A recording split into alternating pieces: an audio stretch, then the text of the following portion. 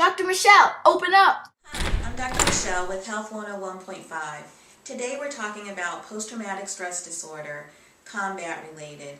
Does everyone who goes to war or goes to combat get PTSD? No, that's not true. Now, we talked in the last segment about the symptoms of post-traumatic stress disorder, better known as PTSD. There are many factors in who develops PTSD and who doesn't. But one thing that's very consistent across studies is if you have increased combat exposure, you see a lot of combat, your risk of PTSD is higher. Now, the PTSD diagnosis was born in 1980.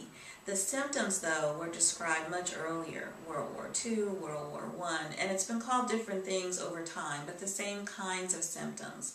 It's been called war neurosis, battle fatigue, shell shock, lots of different terms, but the same illness. Now, we've learned a lot from the Vietnam veterans, and lots of studies have been done looking at their rate of PTSD.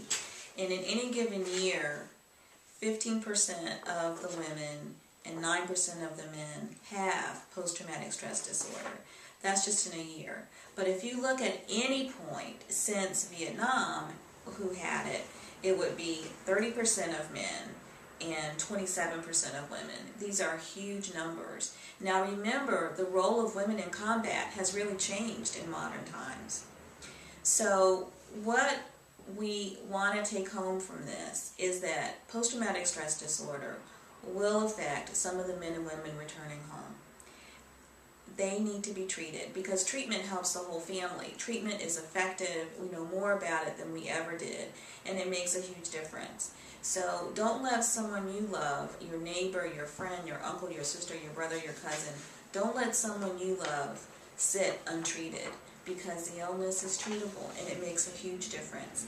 This is Dr. Michelle with Health 101.5. I am so glad you joined us. Thanks.